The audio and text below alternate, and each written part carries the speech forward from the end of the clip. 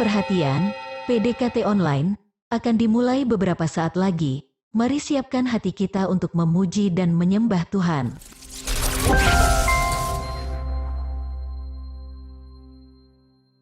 Shalom Sobat DC Ministry yang dikasihi Tuhan dimanapun berada. Kiranya kita semua tanpa terkecuali dalam kondisi yang baik, tanpa kekurangan sesuatu apapun.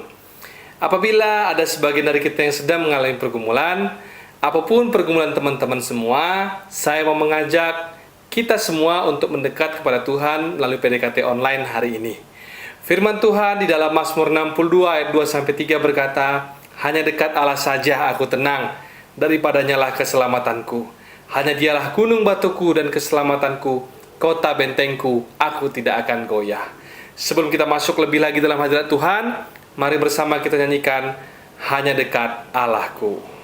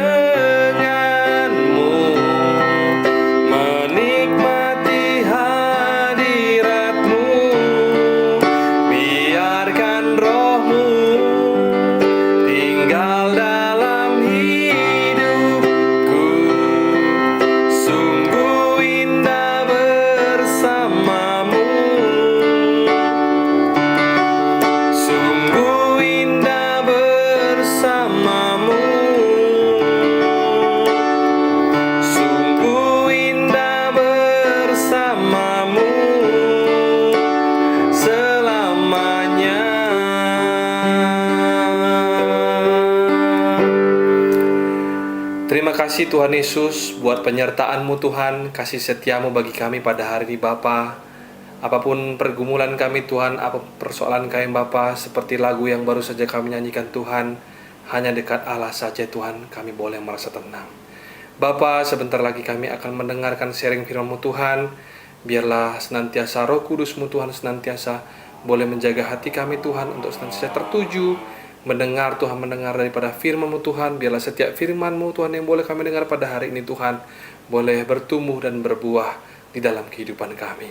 Sembunyikan hamba-Mu yang menyampaikan firman-Mu ya Bapa, di dalam nama Tuhan Yesus kami bersatu hati berdoa dan mengucap syukur. Haleluya, puji Tuhan. Amin. Kali ini judul sharing firman yang akan saya bawakan adalah menjalani hidup dengan respon yang benar. Kita semua tahu dan sadar selama kita hidup di dunia pasti mengalami yang namanya masalah. Masalah tersebut bisa hadir di kehidupan kita, bisa jadi karena kesalahan yang kita lakukan sebelumnya, ataupun bisa juga karena kesalahan orang lain, atau bahkan bisa terjadi karena sesuatu hal yang tidak pernah kita sangka sebelumnya bisa menjadi sumber masalah bagi kita. Masalah juga bisa datang kapan saja. Mungkin di saat kehidupan yang sedang baik-baik saja, tiba-tiba masalah muncul begitu saja tanpa diundang, dan membuat siapapun kita tentu bakal merasa tidak nyaman ketika menghadapi masalah tersebut. Lalu yang menjadi pertanyaan bagi kita adalah, bagaimana dengan sikap kita sebagai anak Tuhan atau sebagai orang Kristen hari-hari ini? Apakah yang akan menjadi respon kita dalam menjalani hidup yang kerap kali berada dalam bayang-bayang masalah? Sebelum menjawab pertanyaan tersebut, saya mau mengajak kita semua sama-sama belajar dari kehidupan seorang Nabi Daniel. Mari kita buka Daniel 1 ayat 1-6, perikopnya di Istana Babel. Pada tahun yang ketiga pemerintahan Yoyakim Raja Yehuda, datanglah Nebukadnezar Raja Babel ke Yerusalem lalu mengepung kota itu. Tuhan menyerahkan Yoyakim Raja Yehuda dan sebagian dari perkakas-perkakas di rumah Allah ke dalam tangannya. Semuanya itu dibawanya ke tanah Sinear, ke dalam rumah dewanya. Perkakas-perkakas itu dibawanya ke dalam perbendaharaan dewanya. Lalu Raja bertitah kepada Aspenas, kepala istananya, untuk membawa beberapa orang Israel yang berasal dari keturunan raja dan dari kaum bangsawan, yakni orang-orang muda yang tidak ada sesuatu celah, yang berperawakan baik, yang memahami berbagai-bagai hikmat, berpengetahuan banyak, dan yang mempunyai pengertian tentang ilmu, yakni orang-orang yang cakap untuk bekerja dalam istana raja, supaya mereka diajarkan tulisan dan bahasa orang Kasdim. Dan raja menetapkan bagi mereka pelabur setiap hari dari santapan raja dan dari anggur yang biasa diminumnya. Mereka harus dididik selama 3 tahun, dan sesudah itu mereka harus bekerja pada raja. Di antara mereka itu ada juga beberapa orang Yehuda, yakni Daniel, Hananya, Misael, dan Azaria. Seperti diceritakan dalam ayat yang kita baca tadi, bahwa Daniel ini termasuk pada golongan seorang anak bangsawan yang cerdas dan berperawakan baik. Namun pemuda ini bersama dengan teman-temannya diizinkan Tuhan harus mengalami sebuah proses, mengalami sebuah masalah besar.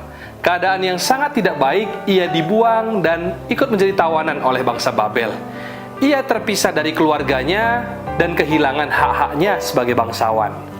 Sebenarnya yang Daniel alami ini bukanlah serta-merta akibat dari kesalahan dia. Namun hal ini terjadi sebagai suatu akibat dari kesalahan bangsa Yehuda, bangsa di mana Daniel tinggal. Dijelaskan dalam kitab sebelumnya, yaitu di dalam kitab Yeremia 25 ayat 1-11, yang teman-teman nanti bisa baca di rumah, bahwa kaum Yehuda dan segenap penduduk Yerusalem ini menolak untuk mendengar seruan peringatan Tuhan yang disampaikan oleh Nabi Yeremia untuk bertobat dari tingkah langkah mereka, yaitu menyembah berhala. Akibat kebebalan hati mereka, akhirnya mereka semua, termasuk juga Daniel dan teman-temannya, juga ikut dalam pembuangan tersebut dan menjadi tawanan bangsa Babel. Sama seperti kisah seorang Daniel, demikian juga mungkin dengan kita. Ketika kita melihat hidup kita, mungkin kita tidak pernah tahu apa yang akan terjadi dalam hidup kita ke depan. Bahkan kita mungkin tidak pernah berpikir tentang sesuatu hal di mana Tuhan mengizinkan sesuatu terjadi dalam hidup kita yang kelihatannya dari sudut pandang duniawi adalah sesuatu yang tidak baik. Namun ternyata semua hal itu terjadi karena untuk satu tujuan tertentu. Sebuah tujuan, bahkan sebuah kemenangan yang besar yang Tuhan rancangkan dan persiapkan jauh-jauh hari di dalam hidup kita. Mungkin juga kondisi yang dialami Daniel pada saat itu tidak hanya dialami oleh ia dan teman-temannya saja. Bisa jadi kondisi itu juga dialami oleh banyak orang, karena penyerangan itu terjadi terhadap suatu bangsa, dan tentunya banyak orang pada saat itu yang berada dalam pergumulan sama seperti Daniel. Namun Daniel merespon segala sesuatu masalah yang dihadapinya kala itu dengan cara yang berbeda dengan orang-orang yang sebangsanya. Situasi saat itu tidak membuat Daniel kehilangan rasa percaya kepada Tuhan, malah situasi itu justru dia pakai untuk menguji iman percayanya kepada Allah. Sehingga sampai akhirnya membawa Daniel bersama dengan teman-temannya mengalami kemenangan demi kemenangan yang menghasilkan dampak yang sangat besar, tidak hanya pada bangsanya sendiri, namun pada bangsa Babel yang saat itu tidak percaya kepada Allah. Selanjutnya, bagaimanakah bentuk respon yang benar dari seorang Daniel yang dapat kita pelajari dan kita aplikasikan dalam kehidupan kita? Di mana saat kita mungkin diizinkan Tuhan menghadapi suatu hal, di mana sebelumnya kita memiliki banyak yang Tuhan percayakan di tangan kita, atau ada banyak tanggung jawab yang kita handle, sebuah kondisi tertentu yang bisa kita nikmati. Namun sampailah kita di suatu titik di mana kita diizinkan Tuhan mengalami sesuatu yang tidak pernah kita sangka, sebuah krisis yang kita tidak pernah pikirkan sebelumnya, dan itu ternyata langsung mengubah segala sesuatu dalam hidup kita dalam waktu yang sangat cepat. Pada saat itu terjadi, maka respon yang benar yang dapat kita pelajari dari seorang Daniel adalah meletakkan iman percaya kita kepada Tuhan di depan situasi kita. Dalam kitab Daniel diceritakan bahwa selama dalam masa pembuangan ini, ada beberapa kondisi maupun peristiwa di mana iman percaya Daniel bersama dengan teman-temannya berkali-kali diserang, baik secara halus maupun secara frontal ataupun terang-terangan, seperti peristiwa perapian yang menyala-nyala dan peristiwa di Gua Singa. Kala itu, di masing-masing peristiwa, ada banyak pilihan mudah yang saat itu bisa Daniel dan teman-temannya pilih. Namun ia tetap memilih untuk tetap setia kepada Allahnya. Keimanan Daniel pada Tuhan tidak goyah mengatasi segala situasi yang ada, sebab dia tahu situasi bisa berubah-ubah. Namun Tuhan yang dipercayainya tidak pernah berubah, sebab Tuhan yang dia sembah adalah Allah yang menepati janji-janjinya. Dalam situasi sulit sekalipun, Daniel memilih untuk tidak protes kepada Tuhan. Hatinya merespon dengan benar. Mungkin kira-kira gambaran Daniel pada saat itu seperti ini. Kalau Tuhan izinkan situasi ini terjadi dalam hidupku, aku tidak akan goyah. Tapi melalui situasi ini, aku akan belajar sesuatu hal yang membuat aku bisa melihat hikmat Tuhan, mengerti akan ajaran Tuhan, dan aku yakin percaya ini adalah suatu latihan bagi hidupku yang akan membuat aku semakin dewasa dan siap untuk menerima kemenangan dari Tuhan. Dan disitulah respon kemenangan kita sebagai orang percaya. Bukan karena kita selalu berhasil dalam banyak keadaan atau selalu diberkati dalam situasi, sekalipun ujung daripada kehidupan kita mengikut Tuhan adalah kehidupan yang diurapi dan diberkati. Namun jangan lupa teman-teman semua, bahwa terkadang atau mungkin sering sekali untuk menuju ke sana, kadang-kadang Tuhan mengizinkan tantangan, perubahan yang sangat cepat, tidak terduga, tapi di sanalah Tuhan hendak mengajarkan dan melatih kita untuk menjadi dewasa di dalam Dia. Disinilah terletak tantangan bagi kita untuk bertumbuh. Apakah kita memutuskan untuk merespon dengan benar, atau malahan kita protes, bahkan marah dengan situasi tersebut. Begitu kita memilih untuk menghabiskan energi kita untuk protes ataupun marah, maka kita akan berhenti sampai di situ, dan Tuhan tidak bisa mengupgrade kita ke level yang lebih tinggi. Namun sebaliknya, ketika kita memilih untuk merespon dengan benar, sekalipun situasi di sekitar kita mungkin tidak mendukung, maka justru dari tempat inilah Tuhan mempersiapkan kita untuk menjadi kuat dan siap untuk menerima berkat dan penyertaan yang telah Tuhan siapkan bagi kita yang memilih tinggal di dalam ketaatan.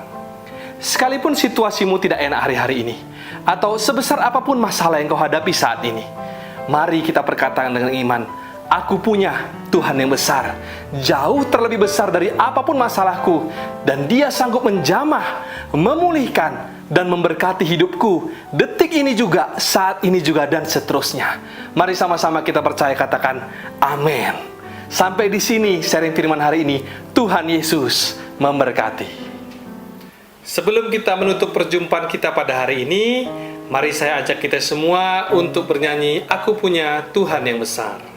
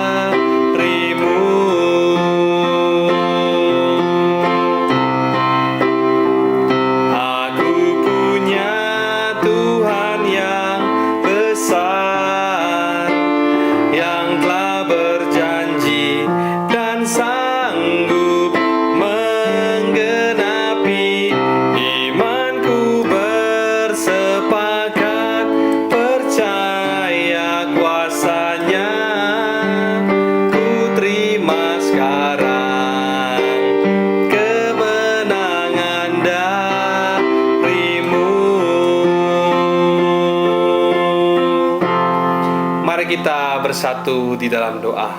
Bapa di dalam surga, terima kasih ya Tuhan buat firman yang disampaikan oleh hamba-Mu pada hari ini Bapa. Biarlah firman itu Tuhan boleh meteraikan dalam hati kami Tuhan, sehingga boleh bertumbuh dan berbuah di dalam hidup kami, untuk kami boleh hidup dan berjalan sesuai dengan rencana dan kehendak Tuhan di dalam hidup kami Bapa. Bapa, ajar kami Tuhan di dalam setiap situasi atau kondisi yang sulit di sekitar kami Bapa. Kami beroleh hati dan respon seperti Daniel Tuhan, boleh menempatkan iman percaya kami di depan daripada situasi kami. So kami yakin dan percaya di dalam Tuhan segala sesuatu akan mendatangkan kebaikan. Kami juga bersepakat dan tidak jemu-jemu berdoa Tuhan untuk setiap daripada teman-teman kami, kerabat maupun saudara kami Tuhan, yang hari-hari ini mengalami pergumulan Tuhan, apakah itu sakit penyakit, pergumulan di dalam pekerjaan, usaha ataupun kuliah mereka. Biarlah Tuhan kami mulai menyerahkan seluruhnya Tuhan pergumulan kami ke dalam tangan-Mu Tuhan, karena kami yakin dan percaya akan datang waktunya Tuhan. Cepat atau lambat Tuhan akan bertindak dan menjawab setiap daripada pergumulan kami. Sebelum kami berpisah, kami mau angkat tangan, kami menerima berkat yang daripada Tuhan. Terimalah kiranya berkat dari Allah Bapa, cinta kasih Tuhan Yesus Kristus, penyertaan Allah Roh Kudus akan menyertai hidupmu mulai hari ini, bahkan sampai kali yang kedua Tuhan Yesus datang menjemput kita. Namamu tercatat di dalam kitab kehidupan. Di dalam nama Tuhan Yesus yang percaya dan diberkati, katakan amin, amin, amin. Tuhan Yesus memberkati. Shalom dan sampai jumpa.